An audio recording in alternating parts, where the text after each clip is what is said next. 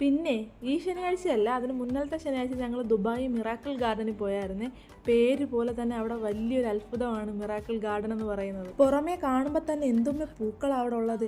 ഈ പൂക്കളൊക്കെ ഇവിടെ സെറ്റ് ചെയ്ത് വെച്ചിരിക്കുന്നതാണ് ഇവിടുത്തെ ഏറ്റവും വലിയ അത്ഭുതം. പലതരം ഷേപ്പിലാണ് ഇവർ ഓരോ പ്ലാന്റ്സും ഇവിടെ സെറ്റ് ചെയ്ത് വെച്ചിരിക്കുന്നത്. ഈ ഗ്രീൻ കളറിലെ ചെടികളൊക്കെ ആണെങ്കിൽ ഓരോ അനിമൽസിൻ്റെ ഷേപ്പിലായിരുന്നേ.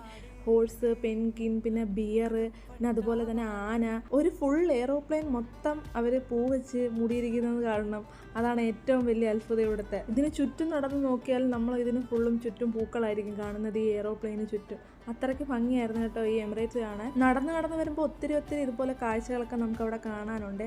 അതുപോലെ തന്നെ ഈ പൂക്കളൊക്കെ ഞാൻ സിനിമയിൽ മാത്രമേ കണ്ടിട്ടുള്ളൂ. 2-3 മണിക്കൂർ നമുക്ക് കറങ്ങി നടന്ന് കാണാനുള്ള കാഴ്ച മിറാക്കിൾ ഗാർഡനിലുണ്ട്.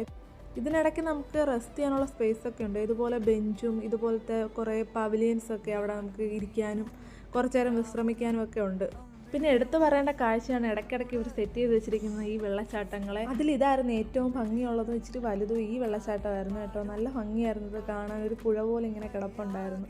പിന്നെ വേറെ ചെടികൾക്കിടയിലൂടെയൊക്കെ ഇതേപോലെ ചെറിയ വെള്ളച്ചാട്ടങ്ങൾ വേറെയും കാണാമായിരുന്നു. ഈ ആനയെ കാണാൻ നല്ല ഭംഗിയായിരുന്നു. അങ്ങനെ കുറേ നേരം നടന്ന് ഇതിൻ്റെ അകത്ത് കുറേ നേരം വിശ്രമിച്ചിട്ടാണ് പിന്നെ ബാക്കിയുള്ള കാഴ്ചകളൊക്കെ കണ്ടത് കേട്ടോ. ഇവിടുത്തെ ഏറ്റവും വലിയ അട്രാക്ഷനാണ് ഈ ലവ് ഷേപ്പിലുള്ള ആർച്ച്.